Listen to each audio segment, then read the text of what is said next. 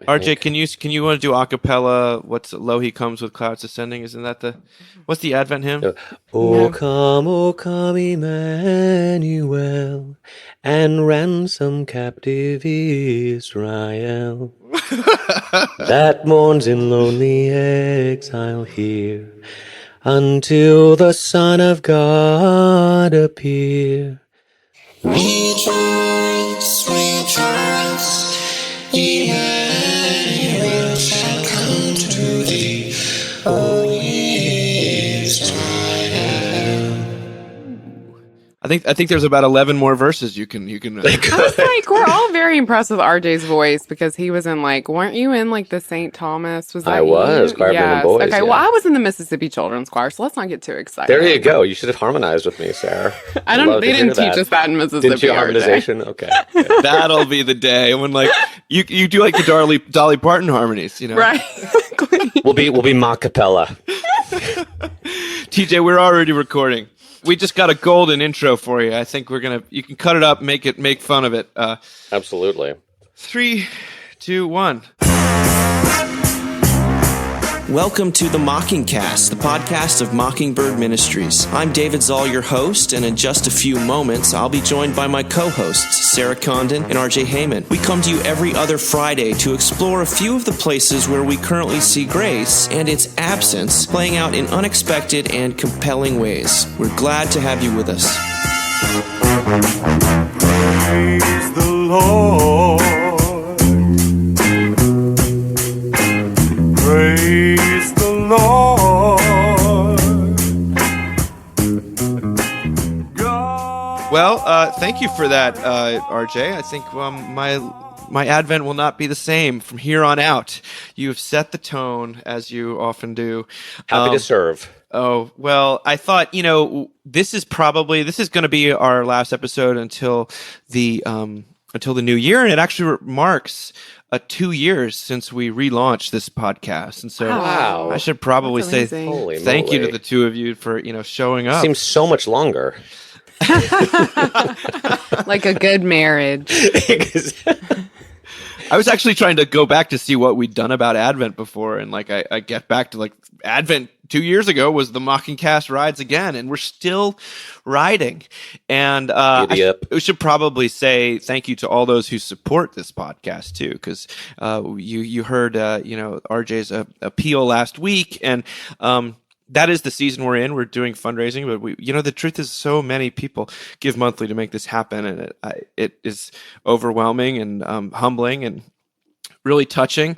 I probably should take the opportunity to give you a little update on Mockingbird. We're doing well, and we've got a lot happening in the new year. The main things we're working on right now, outside of keeping our 5 podcasts going in our website, is we're actually designing a brand new website where everything will be more integrated and it'll be updated and it'll just work a little bit better. And we're pretty close to the coding stage, actually, and trust me, it looks fantastic.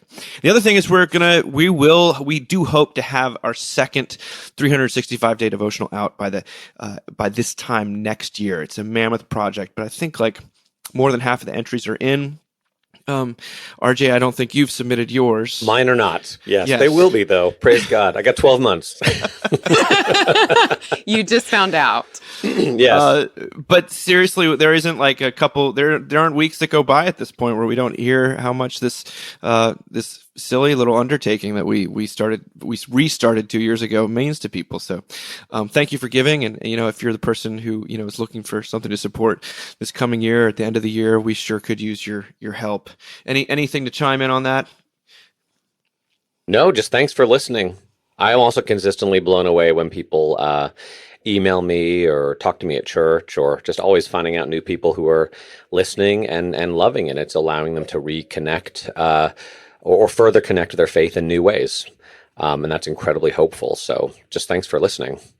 I think what I would want to say is, in this time when everything is so divided and people have their camps that they live in, politically and in the church, and often those two categories bleed into each other, that Mockingbird is the one thing I've seen that kind of manages to cross those boundaries in a really incredible way. So people who reach out to me can be on the most progressive side of things, and they can also be on the most conservative side of things. And I find that to be a little scary sometimes.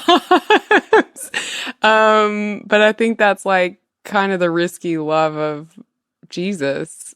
So anyway, I hope people support it, because it is really astonishing to see all of the different places in the church that that use our resources. I mean, Yes. it's amazing. So Well, yeah, that I echo that too, because I'm continually surprised by the breadth of people that listen, and I hope that means we're keeping the focus on the main thing and also having a little bit of fun, because it, as we say, it's really I've missed talking to you guys over the last couple of Yeah. weeks, so like I've been excited to jump in, and especially jump in when we've got such a a lob over the plate like this first one that Ghost written by Sarah Condon. yeah, exactly.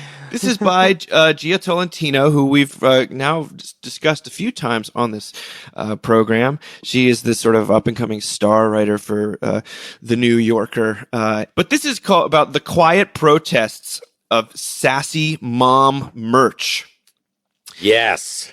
This is what she writes. On Etsy, as of this writing, there are more than 500 listings that mention Amazon Prime. Most are mom merch, and most of these items directly allude to survival. Prayer, dry shampoo, Amazon Prime, caffeine, Target, Amazon Prime. This, the shirts and doormats and wall hangings say, is how moms get it done. Christia Rumbly, a mother of 3 in Alabama who runs an online store that's called The Tiger's Trunk, told me that this mom runs on coffee, wine, and Amazon Prime. That's the slogan. Was the first mom-themed t-shirt that she designed and sold in 2017. She'd seen the Amazon Prime meme on Facebook and liked it. She says, I had no idea that smart-ass mom shirts were really a thing, she told me. I sort of thought I was inventing it. The shirt sold, quote, really, really well, as did all other sassy mom merch. Then Tolentino goes on to reflect. She says, social media exacerbates 2 competing impulses in the performance of one's everyday self: aspiration and honesty. Women in particular find these impulses rewarded on the internet, where the ever-present cultural interest in female desirability and failure, in encouraging women to balance atop pedestals in part because it is satisfying to watch them fall off, is codified in the form of public comments and likes. My colleague, Carrie Batten, we talked about this actual article, recently wrote about the rise of the, quote, getting real moment for Instagram influencers, in which women who have built their public identities on meeting an ideal version of womanhood offer a moment of catharsis to their audience. All of this is constructed, they say, and it's anxiety-inducing, and there's so much that you don't see. But this form of expression doesn't seem to cut back on aspirations so much as complicate it. Women are now encouraged to be both very perfect and very honest at once. In March, Molly Langmuir wrote a profile for Elle of the women behind Unicorn Moms, a community of mothers who are attempting to resist judgment in a way that nonetheless seems to be extremely judgment conscious. The, quote, Unicorn Mom's Instagram page, which has about 90,000 followers, declares that the Unicorn Mom is, quote, not perfect, enjoys alcohol, has a sense of humor, and couldn't care less about what you think. Also beautiful. As Catherine Jesser Morton noted in The Cut, the Unicorn Moms reflected a new phase in the mom-centric internet, the construction of the, quote, hashtag perfectly imperfect mom. This mother may not be perfect, but she has tried very, very hard to be and is making peace with her, quote, limitations. Perfection, in other words, Tolentino writes, still provides the vocabulary and sets the tone.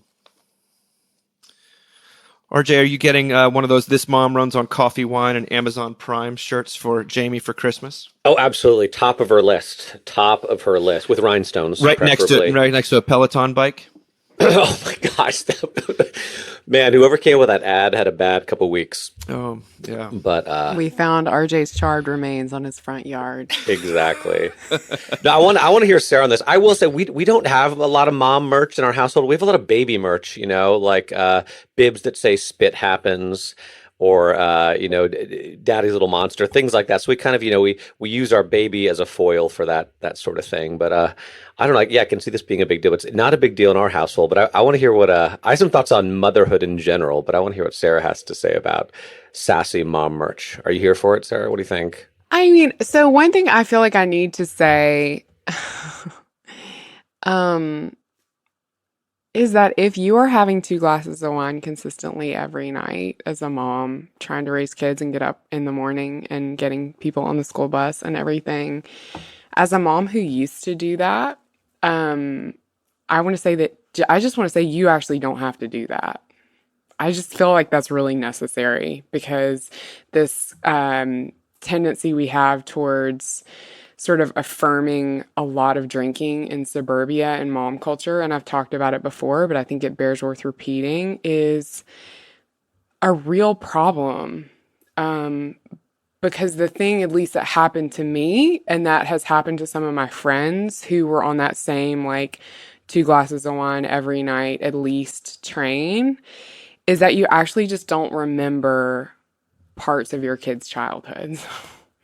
And you're kind of in a bad mood and you're really tired the next day and you have to parent. So I guess I don't want to get too heavily moralistic with people. I just want to say out loud, you actually don't have to do that if you don't want to. And I do drink, but I've cut back a lot. And I think actually some of this mom culture stuff made it harder for me to cut back. Huh. Because there's such a profound, overwhelming messaging we get that you actually, wine and coffee is like a perfect coping mechanism every single day. And honestly, it just makes you feel really thirsty for water. Yeah. So, just real talk. I am fascinated. I mean, I love that she's writing about this. I'm fascinated by the Instagram moment because I'm, always on there where moms get real. I would be so curious to know how many times that phrase gets used in Instagram videos because it is they'll come on and be like, okay, guys, I want to get real with you. Okay. The house is really dirty. My kids have yelled at me all morning. I can't figure out what we're having for dinner tonight. And I know that our lives look perfect, but I just want to be real with you, right? Okay. It's fascinating to me. Or they'll do this the really crazy ones to watch are when they're like, hey guys, I just want to get real. Sometimes marriages don't last and mine's not. And I'm like, are you announcing your divorce on Instagram? It's crazy. And I wonder, as someone who does a certain amount of, and I know this is a word that's loaded, but vulnerability kind of speaking stuff out, when we do Mockingbird conferences, I don't do those on my Instagram. I wonder actually what it must feel like to do that to a screen. And then because I don't know, when I've been in the context of preaching or whatever, and I've gotten up in front of people and talked about, kind of the things I failed at. First of all, for me, there's always this knowledge that Jesus still loves me. And I can take rest in that, but also I'm in front of actual people that then I can have these conversations with who can encourage and support me. And I wonder how lonely and weird and awkward it must feel to do these kind of mom confessional moments to Instagram followers. I don't know. I mean, I have a lot of thoughts about it, but I will not be getting a t-shirt that says this stuff. I was fascinated, Dave, you didn't read this part, but I was fascinated by the fact that the writer actually brought up with one of the mothers just the abysmal business practices towards their employees that Amazon has and how brutal it is for them to work for Amazon. And I say this as a woman sitting in front of a computer in a room full of things purchased on Amazon Prime that have to be wrapped and put under a tree in the name of our Savior. You know what I mean? But that's a little fascinating to me because and I totally include myself in this, but Christian mom narrative, we walk this really interesting space where we are we're buying all this stuff on Amazon and that comes at a human cost, right? And then we're like wrapping it, putting it under the tree, and Jesus is born. I'm not throwing stones here because I totally do it too, but I think like it's worth naming. That's happening. You and know? I like don't know. to a person, they all are like, listen, I know that if I looked under that rock, I'd be kind of disgusted, but I simply do not have the bandwidth. I'm hanging on by a thread, I don't know. and I'll just have to just recycle extra or atone in other ways. I mean, it's impossible, but it's interesting. Well, I mean, I think of this as we've talked about it before, but it's a recalibration of the law. It's not the absence of it, and that's what it appears to be. It appears to be, I'm going to be free, I'm going to be honest with people, but you're never actually honest about the truly shameful stuff. You never get on there. It's like, I'm going to be real with you. I pushed my kid down, and it was harder than I thought, and they started crying, and they looked at me like I had hit them, and I don't know what to do with myself. That never happens. But that happens in real life. And or I gotta be real. I've just my kid used the F-bomb at school, and there's no question that I'm the person they learned it from. Like that. That doesn't that. Right. And then I had to teach him what a narc is. You know who I'm talking about? Okay.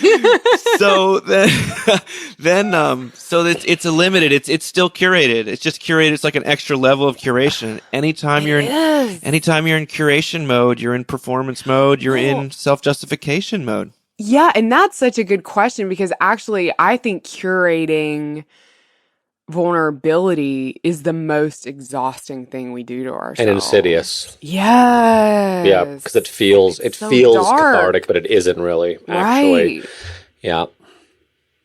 I just thought the article reminded me of when my grandmother was passing away, like, I don't know, 25 years ago, and my mom and her sister and her brother were there, or actually mom and sister were there, and her brother walked in, who's kind of the jokester of the family, and was like, hey, we're taking bets on time of death type thing, sort of the gallows humor. And it just reminded me of that I guess, I feel like we say it enough, but maybe we don't say it enough. I was just thinking again, how being a mom is just about, like, a mom in America today is one of the hardest things I can possibly imagine, right? Like, not just the physical act of having a child, which is going to be more painful and require more endurance than just about anything a man is going to do, unless he's like a Navy SEAL, or does F3, Dave, like you. Dave's workout regimen, which is just hard to begin with. But then being a stay-at-home mom with small children is so hard.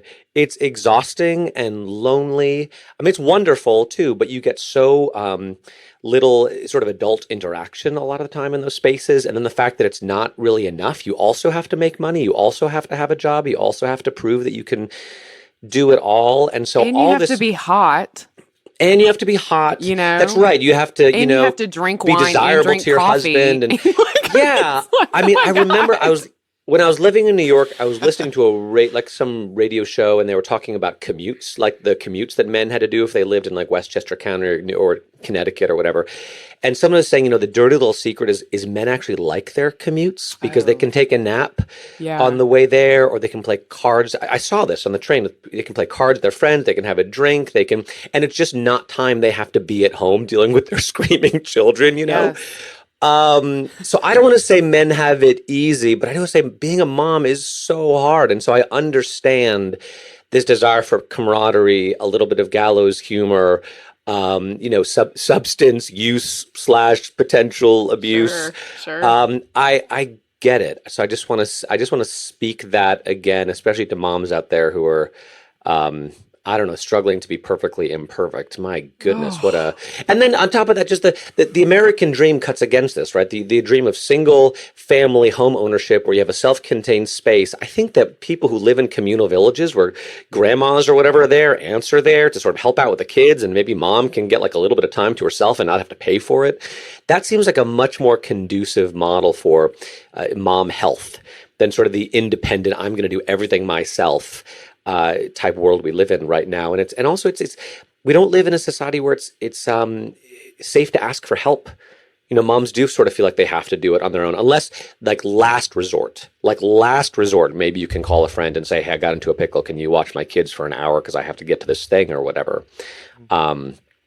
So that was my thought. It's just hard to be a mom. And I feel badly that this is the outlet, it's the outlet people need One of to deal with that. That show, Big Little Lies, that was sort of stars basically every incredible actress in Hollywood. One of the things that they think they show so well is that a lot of what it's hard because of society, it's hard because of these things, but it's really hard being a mother to young children in an affluent setting because of the other moms. Like they're the ones who are so ruthless with each other, and that show, because of this terrible there's a murder, spoiler alert, that happens, and they're able to bond through that and have this sort of real vulnerability, and they stop basically all judging the hell out of each other. And it's this terrible thing that happens, and it's a homicide, make no mistake. And yet the love that's born out in that second season of that show is all because they've had to band together, and they've kind of been yanked out of this event has yanked them out of that competition scenario. Yes.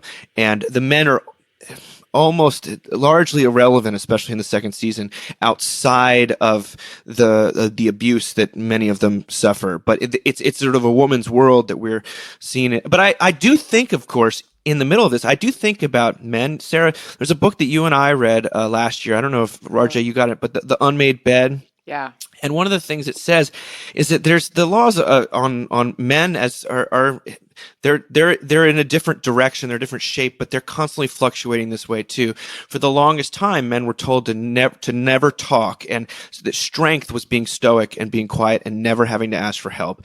And then sort of the second wave of feminism came along. It's like, actually, that's a power thing. You're privileged to stay quiet, so we want you to talk.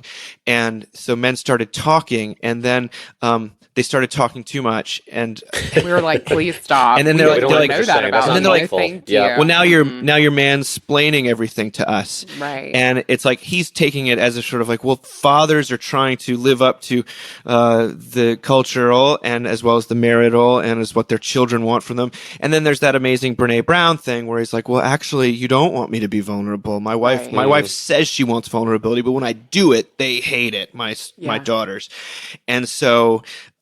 It's this kind of, this is why the message of when we talk about the distinction between the law and the gospel and sort of judgment and love, it is the incubator in which people actually live. This is what we're talking about. We're talking about it's reality. The demands put upon you by your role, by your biology, by your economics. I don't know what it is, but there's this distinction between, there's always going to be some command that you are not living up to, and if you're not allowed to even show that, and if it's to be perfectly imperfect, or it's just to be perfect, or it's to be stoic, or if it's to be vulnerable, who knows? But I know that it's going to get vented in some way. And wouldn't it be great if church was the place you went with that discrepancy? And I think that's where I go, at least at my best moments. Yeah, I think I just want to say one more thing about this, which is that there are a few women in my life who model that, who are so rooted in the reality of who they are and the reality that God has covered them, and I think about two women. I think about Emily Large. Yes. Always strikes me that way. The groups of women she creates at churches, and she's married to an Episcopal priest, are so varied and so complicated, and Emily just navigates that room, and they want to be with Emily. And similarly is Mary Zoll. Like, when I'm around Mary, it's like there's just such an acceptance and a true love without a judgmental spirit that I not only want to be around, but want to, in these moments, I have the same moments all the women listening have, where you feel like you're at, whatever school event and you don't quite belong there. And so whenever we feel that way, our tendency is always to judge everyone else in the room, right? And instead to like remember that, God justifies the ungodly, and that you're in that camp too. Step into being an outsider and to be a little bit okay with that. Yeah. A shepherd. So anyway, I don't know. I just want to encourage that too. Well, let's go from that into a beautiful reflection on, the birth of Jesus, which is, we're in the season of Advent. I sort of feel like Advent is becoming this thing that we talk about almost too much in the church, frankly, because it's. However, it can be really powerful. Advent is sexy now. Advent is definitely sexy now. Talk about the ebb and flow of like fashion. But however, so liminal. There's something very, very powerful about it, and it was captured by Tish Harrison Warren, writing for the New York Times. I was not expecting to see this in the New York Times. She's a wonderful writer. She wrote the Liturgy of the Ordinary, which is, won all these prizes. But I opened the New York Times on Sunday, and I get the "Want to get into the Christmas spirit?" ? Face the darkness. This is Tish Harrison Warren. She says, "For Christians, Christmas is a celebration of Jesus' birth. The light has come into the darkness, and as the Gospel of John says, the darkness could not overcome it. But Advent bids us first to pause and to look with complete honesty at that darkness." And we've sort of just been talking about various expressions of the darkness. To practice Advent is to lean into an almost cosmic ache, our deep, wordless desire for things to be made right, and the incompleteness we find in the meantime. We dwell in a world racked with conflict, violence, suffering, darkness. Advent holds space for our grief, and it reminds us that all of us, in one way or another, are not only wounded by the evil in the world, but are also wielders of it, contributing our own moments of unkindness or impatience or selfishness. American culture insists that we run at breathless pace from sugar-laced celebration to celebration. 3 months of Christmas to the Super Bowl, Mardi Gras, Valentine's Day, and on and on. We suffer from a collective consumerist mania that demands we remain optimistic, shiny, happy, and having fun, fun, fun. But life isn't a Disney cruise. The tyranny of relentless, mandatory celebration leaves us exhausted and often, ironically, feeling emptier. Many of us suffer from holiday blues, and I wonder whether this phenomenon is made worse by the incessant demand for cheer. The collective lie that through enough work and positivity, we can perfect our lives and our world. I'm all for happiness, joy, eggnog, corny sweaters, and parties, but to rush into Christmas without first taking time to collectively acknowledge the sorrow in the world and in our own lives seems like an inebriated and overstuffed practice of denial. Both darkness and light are real, and our calendar, the Christian calendar, gives time to recall both. But in the end, Christians believe the light is more real and more enduring. There is still good news to celebrate, even when, perhaps especially when, it's been a hard year. That's a great thing to read at any time of year, I think. And especially, we were fond of quoting Fleming Rutledge when she says Advent begins in the dark. And if you've been to a liturgical church or the one that follows the lectionary, you know that the readings at the beginning of Advent, beginning of December, when everything's supposed to be getting warm and bright and it's starting to feel a lot like Christmas, they're dark, they're apocalyptic, they're kind of violent and ugly. And but it's this kind of countercultural pausing to take stock. But not take stock, not to sort of just to give thanks, that we've just done that in Thanksgiving, but to really think of the things that are not as they should be, and to not to move past them into a kind of, stupor of gift giving and, gingerbread lattes. But what do you guys think? I guess I just feel like all year is Advent, to be honest with you. Like, she talks about darkness. Fleming Rutledge feels the same way, RJ. Yeah, and I'm not, maybe I'm the only one. I understand what she's saying about relentless positivity and needing to move from one saccharine, victorious moment to the next. That certainly doesn't feel like the reality of my life. So when I do get to Christmas, and let me say, we got 3 boys at home, and my oldest, my 17-year-old, maybe loves Christmas the most. And this year was difficult because Thanksgiving came so late. And he's like, when can we start playing Christmas music? And his fall has been his last year has been so hard. that I held out. I couldn't do it before Christmas. I think my wife played some Christmas music before, Thanksgiving. But to have some hope and some joy and some light in the midst of darkness and struggle and late nights, I'm fine with that, because again, it feels like all year feels like Advent.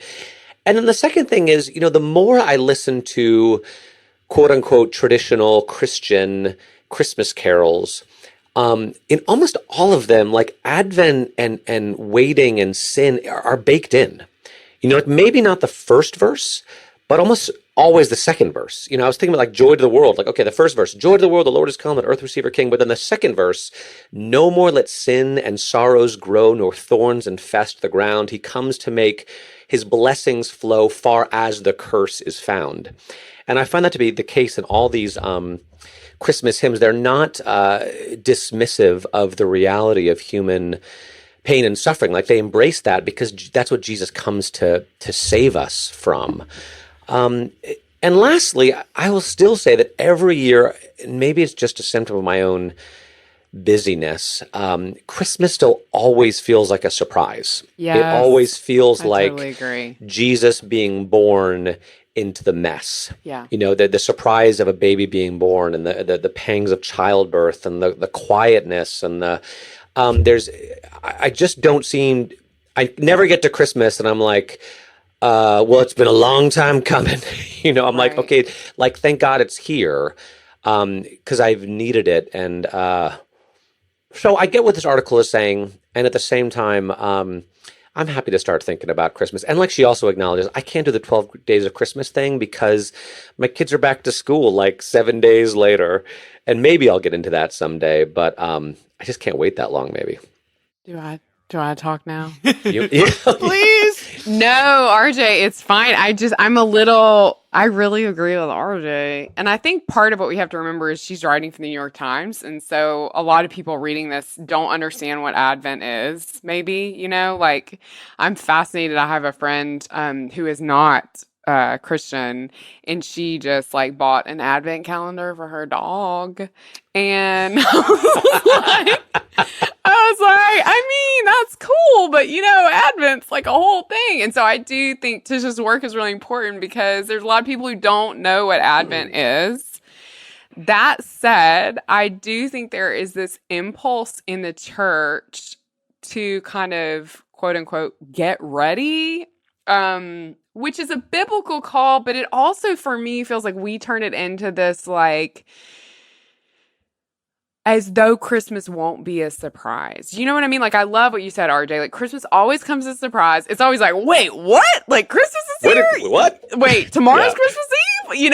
And you're like, and this beauty is born into the mess of what we're all experiencing. And you're not ready for it. And you can't read enough Advent devotionals to be ready for it. You know what I mean? Like, and you can't think about your suffering enough to be ready. You won't be ready for it, I don't know. I think Advent is very hot right now, and there is this like impulse to. I mean, Advent has become its own marketplace, right? Like we're all buying stuff. Oh my God, we have like 12 Advent calendars in my house. Like we're all buying stuff for Advent now. It's have we lit our Advent wreath once? No, we have not. But we've eaten a lot of chocolate and put together some Legos. I think Legos isn't making the Pentecost calendars quite yet. Yeah, it's I don't know. I mean, I think that's something I get nervous that we turn Advent into its own burden. Yeah, I mean, I do. And I agree with you. I think I totally know what you mean. I love what you said about the Christmas carols because I was like in the car this morning listening to Houston's own Sunny 99.9 because they do Christmas music from Thanksgiving to Christmas all the time. My kids freaking love it. Like every time they get in the car, they're like, put it on Sunny 99.9. Yes. And I mean, and there I am listening to like the cheesy radio station anyone in Houston can listen to. And you hear the verse, a thrill of hope. The weary world rejoices. And it's like, where else are you? I mean, that's incredible. What a gift. Fall on your knees. It says fall on your knees. It's like crazy. So like, I'm kind of all for that. Yeah, I don't know. I also like, gosh, this is getting into murky territory with Fleming. Um, how do I say this the right way? I mean, Advent isn't in the Bible. You fundy. Wow. I knew you're a closet Baptist. I mean, I am, and we know it. I was raised in an Episcopal church full of former Baptists, even the priests. So, but I get a little like, okay, when we talk about the 12 days of Christmas, I'm like, I'm with you, Sarah, 100%. cool. I'm Like, with you. It's not in the Bible, though. You know, like, I think we can make it, we can absolutely make its own burden. And to like put us back to the first article, who does that burden always fall on? Yes. Drunk oh my mama gosh. ordering Amazon with a coffee out being her arm. That's who, you know? Like, so anyway. No, and I love it. I think that like it is a powerful thing for her to testify in the New York Times that Christmas is not some Pollyanna, hey, everything's great. Like it's not divorced in any respect. Actually, it couldn't be more intertwined with the darkness in the world. But I really think it was Karl Barth who said the thing about there is no, if you really want to get down to it, Advent is the only season that Christians live in. It's the waiting. It's the second coming. And yet I don't feel like the injunction to get ready, to be ready, readiness is talk about the law. I mean, have you ever talked to someone who's about to get married and said, are you ready? You know, like, no, I don't think so. I don't know. Is that such a thing? Can you be ready? Are you ready? Right. Are you ready to have children? Are you ready? Right. Well, I mean, no. One moment I'm not ready to take a shower. Right? You know, I don't have any existential crisis about whether I'm going to shower today. The truth is, if you think you're ready, you're not. And if you're not ready, you're probably close to being close. And I just need at all times of the year, I need that, what my favorite thing is that third verse of It Came Upon a Midnight Clear. O ye beneath life's crushing load, whose forms are bending low, who toil along the climbing way with painful steps and slow. Look now, for glad and golden hours come swiftly on the wing. O rest beside the weary road and hear the angels sing. I mean, I'm all about that, from Thanksgiving onward. And I also happen to be a huge Christmas music fan myself. Though, guys, I think that in giving it its due, since we're here, last year we weren't able to really focus on what was one of the most popular things that's gone up in our website for a long time. And by the way, Sam Bush put up something today all about Christmas carols and the sort of profound stories behind most of them, because you learn those stories and you're like, whoa, someone was really suffering and they didn't just come across this stuff by accident. But what I'm referring to is on our website is Ben Madison wrote a piece called Mary Definitely Knew, which was about that kind of, I would call it a C-tier Christmas carol called Mary Did You Know? And I'm going to read a good deal of it, not all of it, but I'm going to read parts of it and then we can talk. This is how he begins. He says, "They brought the baby to our doorsteps, 5 days old. Directly from the hospital, 1 outfit, 4 pre-made bottles, a handful of diapers, a package of wipes, and a packet of papers that offered no definitive judgment on the proper pronunciation of her name. A statement full of confidence backed by the full weight and authority of the state of New Jersey. Like any new parents, we waited with fear and excitement for this call. 2 months since our state licensure. 1 year since the doctor told us we wouldn't have children of our own. 4 years since we started this, quote, infertility journey. We did tests and surgeries and diets and counseling and 29 hours of state-mandated training and a home inspection. But above all, we waited and we prayed. We wanted a baby more than anything else in the world. But the reality of foster care is that it exists because the world is broken. Because of child abuse, drug addiction, neglect, poverty, injustice, sin, and death. Our hope and expectation was married to someone else's shame and guilt and pain. They brought a baby to our doorstep.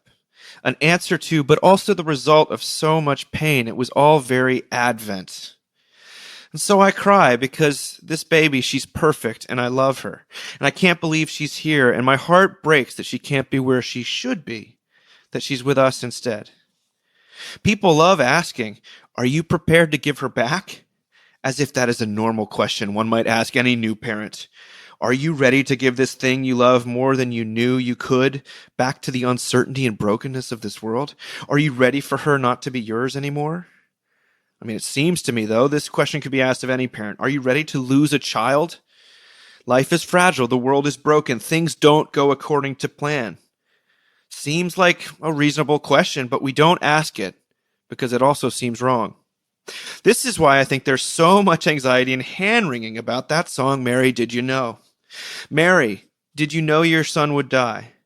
Mary, did you know this child you love, more than you knew you could, would be gone? Mary, are you prepared to give him back? This Advent, it's the only thing I can think about because they dropped a 5-day-old baby at my door. And for better or worse, I have fallen in love with this beautiful little girl, and I am in no way, shape, or form prepared to give her back. Mary, did you know? Of course she knew. We all knew. It's not only Mary who knew that her son would have to be given up, but the Father as well. God sent his only Son into the world, handing him over to the brokenness of that world, so that that brokenness could be dealt with once for all. When people asked, are you prepared to give this child back? I am reminded of Mary and of God, and of all parents who know that one day, hopefully a day far off, that they too will have to give their children over to the brokenness and death of this world. But in that handing over, we are as ones with hope. The handing over of Jesus into the hands of sin and death opened the way for the correcting of that brokenness, the reconciliation of all things. Are you prepared to give that baby back? No. But when and if the time comes, I know I will be in good company. Those who have turned over children in the name of making things whole that are fragmented. It is in this handing over that makes possible the adoption that we experience as children of God. For now, we wait and we pray and we stay up all night and we love this tiny child more than we can love anything else in the entire world, because we all know that the things we love will pass away. We know it. Mary definitely knew it, and God knew it when he gave up his only son.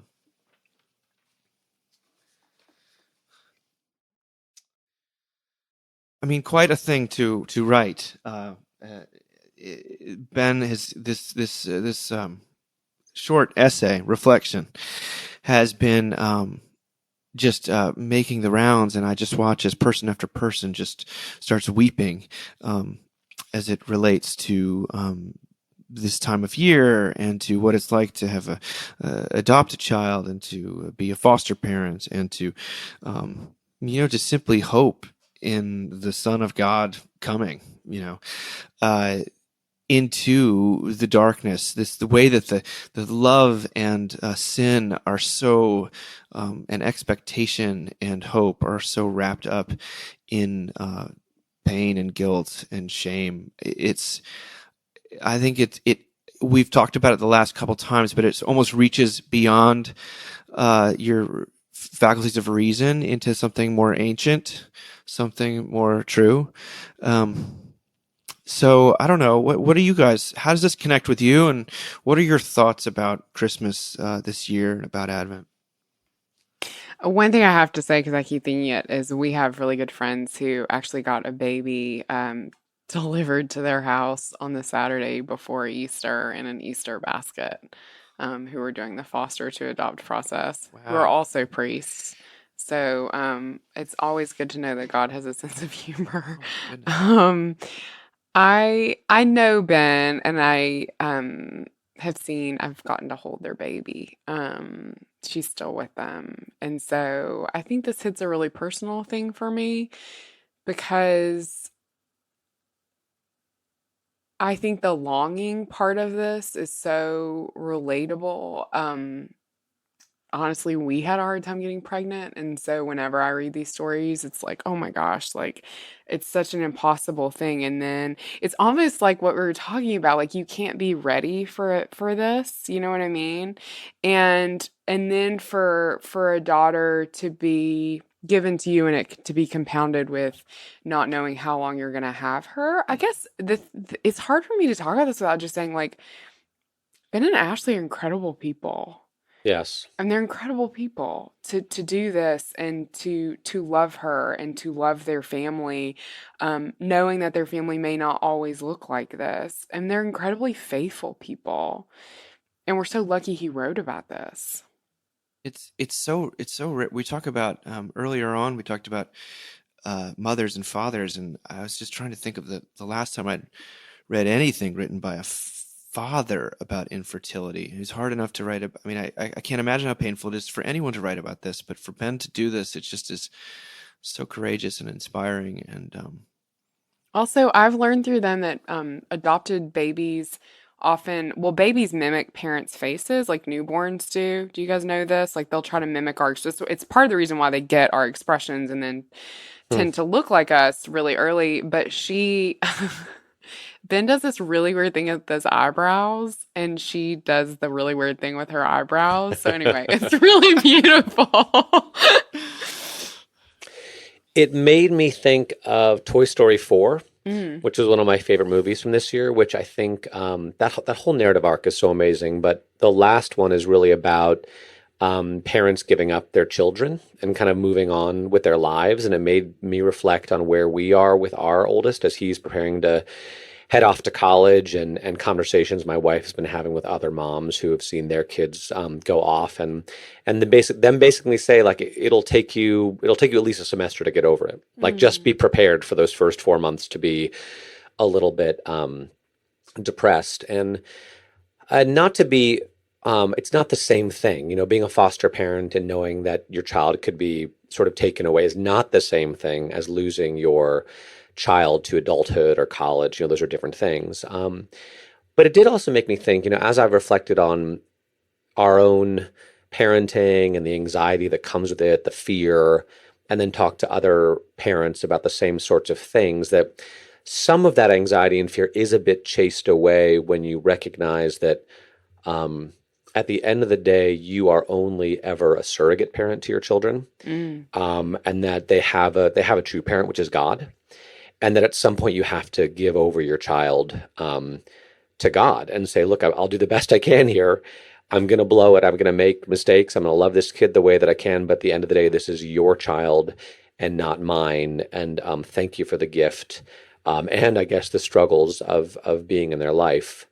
But yeah, to me, that ties in, that again, Mary knew that from the very beginning, that she was his earthly mother, but he had a heavenly father who had different plans for Jesus than she might have had. But God's plans are better, even when they're harder or we don't understand them. They're more mysterious. And I don't know, to me, that allows me to keep a little bit of sanity in the midst of my own failure and fear as I parent. Yeah, I love that. I'm sorry. I didn't mean to interrupt you. No, I'm done. I do have to say, I think part of the reason Ben wrote this is because there's this big feministy, which I'm a feminist, to be clear, feministy outcry against Mary, Did You Know? Where people have written alternative versions of it because they're like, of course Mary knew. And okay, first of all, please appreciate some nuance. You know what I mean? Before we attack things. I actually love Mary, Did You Know? Because I think it's so staggering to imagine that she would have, and that she did, and that she did what she did. Do you know what I mean? I actually think it's really quite beautiful. And it is I think if we're very honest with ourselves, that's a question we ask regularly when we're in this season, which is how could she have known that those small arms, were arms that would be on a cross, and to make peace with that and to raise him in that. I mean, it's just, so I think it's a fair question. I think it's an okay song. So, I appreciated that Ben wrote this. Yeah. I always think of that, that I remember watching The Passion of the Christ, Gibson's movie, and I have a more favorable impression of that film than some people do. But I remember when Jesus is carrying his cross and he sees his mother and says, "See, mother, behold, I make all things new." And he's so bloodied and suffering. And he says this to his mother, and it's this moment of profound truth, and yet pain and agony, and the reality of as Ben keeps calling it brokenness, but we could just call it sin, and sadness and grief, and just the weight of the criminality and self-absorption and stubbornness that God, to make these things new. There's suffering involved. There's already suffering involved, and this connection with his mother, it always makes me cry. And I mean, it probably helps that my own mother is named Mary, but that to me, you can't kind of get around this when it comes to what it means. I also think always the adoption language is so Pauline, in terms of the New Testament. And I'll never forget our former the president of Mockingbird, the board, with Tom Becker, who he and his wife adopted a child, and they had to wait years and years, and just so many hoops you jump through, and then really one morning you get a call, and by the end of the day, this child is yours, and there's no divorcing. Like, you can't. It's permanent. And it's all, the child is a baby. There's no, it plays no role outside of just being present.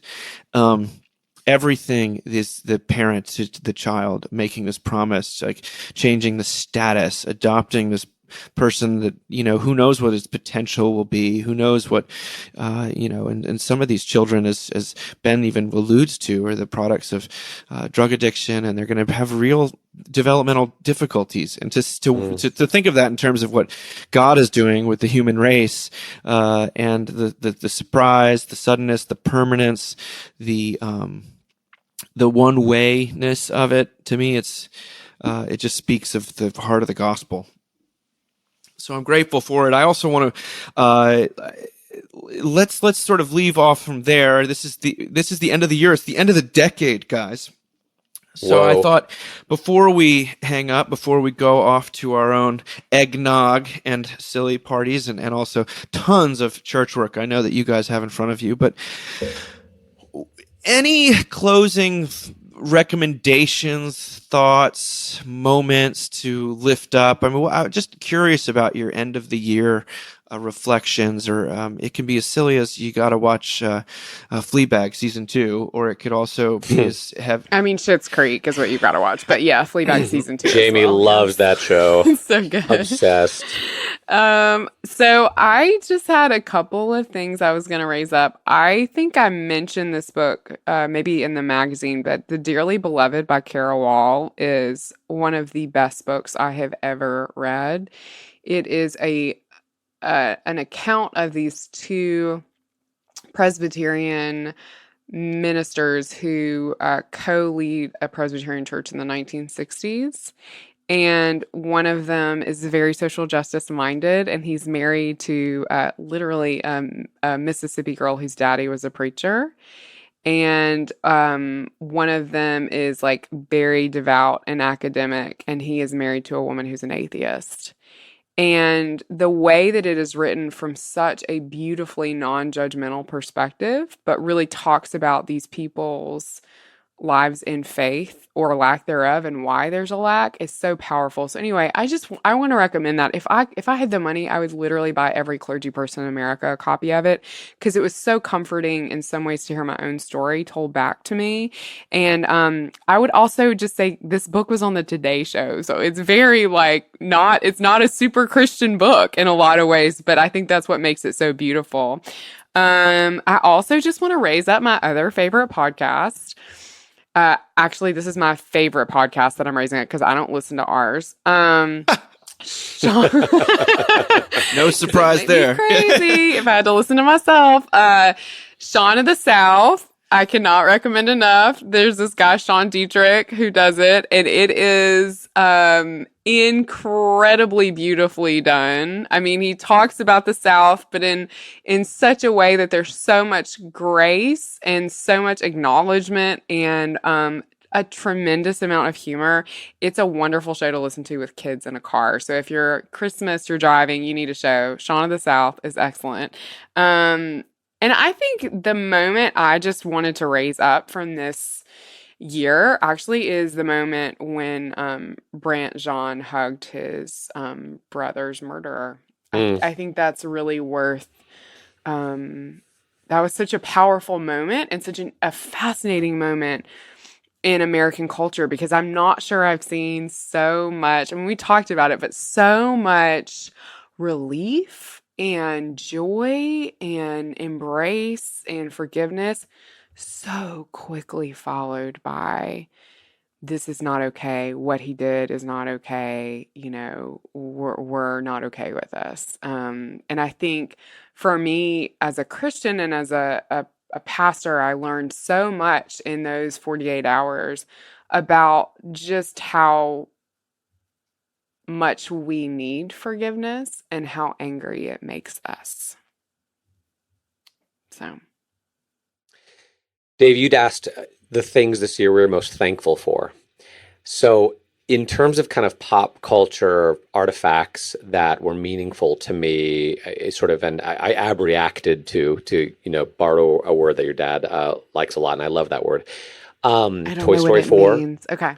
You don't, well, things that connected with your own emotionality in a way that was good. helpful and cathartic. Abreact is Let's one of put it those that words way. people say, and I'm just like, yes. Yes. I'm gonna use all the context to figure out what the hell that word means. Okay, thank you, RJ. Yes. So things I abreacted to. Chernobyl was helpful, believe it or not. Toy Story 4, again, very helpful. Third season of The Crown. And the podcast Startup wrapped up this year. And that was, I wrote a piece for the Mockingbird website a while ago about church planting. And when I first came to Houston, in the aftermath of having planted a church, Startup came on. And so much of what they went through on their road to starting a company mirrored what I went through trying to start a church. Now, they sold Gimlet for $200 million to Spotify, so it worked out better for them. But still, that's been powerful for me. Riches in heaven, RJ. Riches in heaven. Well, and I still will say to anyone who is starting something, a ministry, a business, whatever it is, listen to the Startup podcast, because it is beautiful and wonderful and vulnerable and true. Then the second thing I'm thankful this year, and this might just be the little Christian bubble I'm living in, but it feels like it's kind of okay to be a Christian again, or that Christianity is being acknowledged as potentially good by secular culture in a way that it hasn't been for a while. And I think about the Dominion book from Tom Holland. I think about Bart Ehrman, The Triumph of Christianity, even though that was last year. I think about the fact that piece showed up in the New York Times, or that New York Review of Books article we talked about a couple weeks ago, which was incredible, or the fact that N.T. Wright and Tim Keller both showed up in The Atlantic in the last couple weeks. Yeah. Or even, Dave, honestly, the traction your book has gotten. Yes, and the bestseller list, or not the bestseller, but the recommended reading lists it's been on from people who are not Christians, that I feel less nervous to invoke the name of Jesus right now than I've felt maybe ever. And maybe that's just me. Maybe I'm just more comfortable, or again, maybe it's the bubble I live in, but suddenly it feels like secular voices are saying, wait, maybe there is something valuable to Christianity. Maybe, and also there was, something I saw a couple weeks ago, I think it was Wall Street Journal, which it said, does it feel like Mr. Rogers and Dolly Parton are everywhere? Because they are. And it's like, yeah, they are. But those are two profoundly Christian people who a lot of their art and their personhood is a result of their faith in Jesus. And they are everywhere. And sort of maybe we live in such divided, acrimonious times that people need a little bit of grace and forgiveness and healing. So that's a second thing. Oh, Dave, you were going to say. No, I was just saying, I wrote a thesis in college about the historical memory around Dietrich Bonhoeffer, and they said that, for the longest time after the Second World War, Germans could not engage with anyone of their own past in a positive way at all, especially if that person was blonde-haired, blue-eyed, and had anything to do with sort of what would be construed as Aryan. And then finally, a measure of the healing would be when they finally be able to embrace some of the good, the heroes like a Bonhoeffer who actually come from that context. In America, I'm always thinking of for a long time, it sometimes felt like the only Christians it was safe to like in a sort of a time of identity politics would be minorities and, and folks that are sort of bringing Christianity in from a different context, and that's all well and good. But to see people be able to identify Dolly Parton as a Southern white lady and Mr. Rogers as a sort of the definition of sort of a white bread, grandfatherly type Presbyterian. boomer. It may show that things are not quite as bad. We're starting to readjust our view of history as not just being the history of the terrible things that my own people of my own heritage have done, inflicted, that there might have been some good things too. Because if you're if you're seeing only good or only bad, then you're being completely dictated by some sort of ideological or emotional reaction, I think. So I find that to be actually hopeful. But I'll echo one thing that you guys have both said, but I'm sort of quizzical about it because I still think it's a liability to be a Christian. It feels to me that way in certain, in Charlottesville, which is very progressive and very kind of has only negative associations in certain contexts. They're like, I remember overhearing someone recently be like, "Oh yeah, that's Dave. He's the priest guy, but he's actually really great." And it's like, Yeah, I'm not a exactly. priest, and I'm not not that great. You're not, But you don't know me I'm that interested well. in why you feel like that the fact that I work for a church means that I'm by definition like a jerk or no fun. Anyway, that I don't think has gone away. However, This is Dave. He's a Christian that doesn't sin. I am very interested in the fact that the four things that have hit me in my heart on a faith level the most this year have all come from England. And I, Yes, my younger brother lives in England and has lived there for a long time, and we lived there for a while as a kid. And, as much as I'm such an Anglophile with my love of, Britpop and Oasis and Morrissey and things like that, I've kind of started over maybe the last 10 years after hearing my younger brother complain about, the peculiarities of sort of aggressively secular Britain and all this post-Christian stuff, that I've kind of closed myself. My Anglophilia has receded. And then this year to have the things that have spoken to me on a Christian level, and by that I mean the third season of The Crown, Yes. which especially that episode Moondust as a man, as a human being, but as a man, the moment with Prince Philip in the end, and the moment of and church, because church is such a difficult subject for so many of us, and to see that portrayed as something both recognizable and good was kind of it just was completely surprising. The second season of Fleabag. Now I know it's completely profane and all this stuff, but I felt that the context of religion having something real of to offer, and the fact that she not only didn't dumb down the priest character Phoebe Waller-Bridge, but she kind of put all the best lines in his mouth, and he was again a recognizable human being who had profound, blind spots, but really profound, sincere faith, and that was motivating him to not be a judgmental, jerk, but to be a person of great service and humility and humor. I found that to be surprising and encouraging in a deep, deep way. And then there's that Tom Holland book about Dominion, which is basically one long apologetic for what's good culturally, historically about Christianity. It's not a theological book.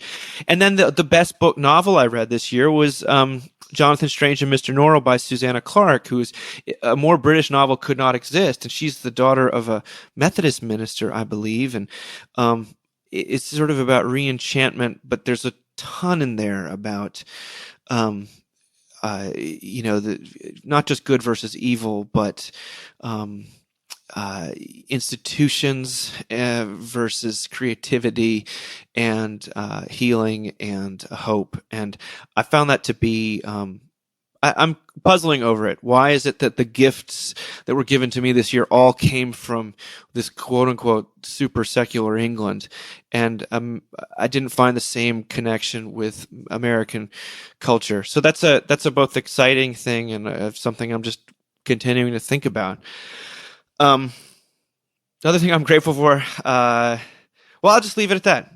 that's enough. There's so much out there. I needed a respite from dark television. I feel like I found like I love television, but it's gotten so dark that I think it's much more of a creative risk these days to show wholesomeness in a realistic way, which I think we were seeing. I mean, Phoebe Waller-Bridge. Bring back Friday Night Lights. She says that the second season of Fleabag is all about a woman being healed, and I kind of, and it's also hilarious, and clearly The Crown, it's tapping into something eternal and beautiful and flawed, and it's not just costumey. I mean, it is that. It's all those things. So anyway, there are real signs of life, and I am grateful for the reception the book has gotten. I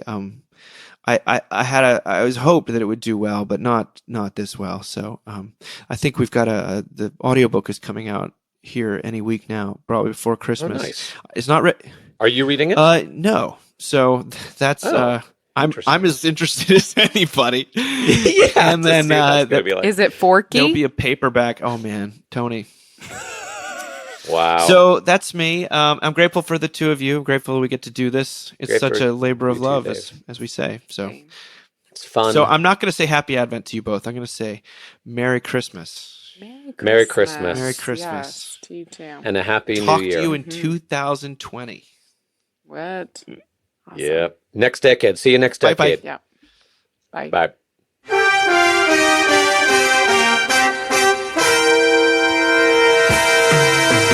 Thank you for listening.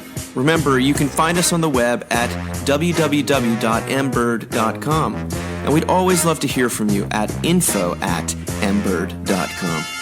Audio production for the Mockingcast is provided by the Narrativo Group, and if you like what you've heard, please do drop over to iTunes and leave us a rating and review. Until next time. Praise the Lord.